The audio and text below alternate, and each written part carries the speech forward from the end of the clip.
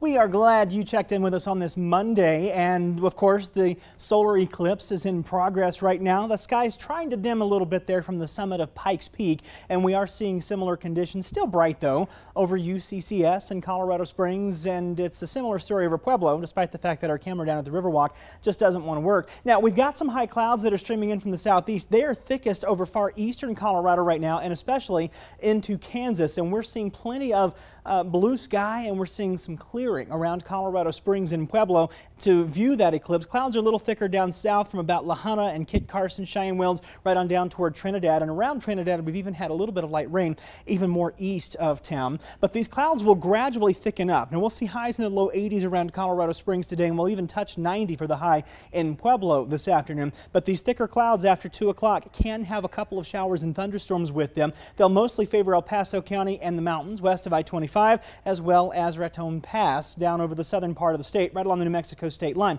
Then through the evening, a lot of these showers are going to be fading. We will be left with upper 60s and lower 70s by around 10 o'clock. And way out over the far eastern plains, we can have a few of those lingering showers, and even those are going to be clearing out overnight. But it looks like we see some more development around Colorado Springs and Woodland Park and Monument, especially during our overnight hours tonight. So you may wake up from a little bit of thunder. But through midnight, we keep the biggest rain right up into the higher terrain to the west of I-25. But even still, most of our totals stay less than a quarter inch, maybe up to a quarter inch, and then in isolated cases we can have some localized spots where we get a little bit more rain than that. It's true around Pueblo too. I know we're seeing a lot of zeros here, but we can still see some spotty showers late this afternoon and this evening, and that may mean some locally higher amounts than what we're seeing on average from the stormcast there. And then, by the way, tomorrow we have another round of rain that may amount up to closer to an inch for areas west of I-25 going up into the hills. Right now 79 is the temperature in the Springs. We're talking 85 at Pueblo, so we are warming up quickly even with the darkening of that sun. We may see some brief cooling with that, by the way.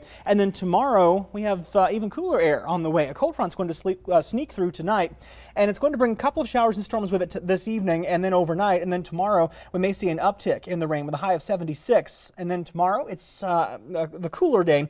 After that, we'll see those temperatures start to climb back through the lower 80s, and we'll even have some isolated afternoon showers and thunderstorms. Looks like on Saturday another cold front will sneak through, and that one may bring a little uptick in those showers and thunderstorms for us. In Pueblo, 90 will be the high this afternoon. We can see an isolated shower or thunderstorm or two. Probably a better chance for that tomorrow, though, with a high of just 84. And then we'll see temperatures climbing through the 80s, middle and upper 80s Wednesday through Friday, and we'll even touch 90 by Saturday ahead of that next cold front. Showers and storms will be relatively few until Saturday. They'll start picking up a little bit more as that cold front blows through, and then we go cooler on Sunday. Canyon City, 86 will be your high this afternoon. We'll have a few showers and thunderstorms late this afternoon and this evening. Tomorrow we have a better shot at some showers and thunderstorms with a high of about 81, and then temperatures will step up through the 80s Wednesday, Thursday, and Friday with only isolated showers and thunderstorms. And in Woodland Park, you're looking at a high today of 70 degrees, and this comes with a few showers and storms. They'll increase tomorrow behind the cold front. We'll also be cooler behind that cold front with a high of 67, and then the temperatures begin climbing again starting Wednesday, continuing right up through about Friday.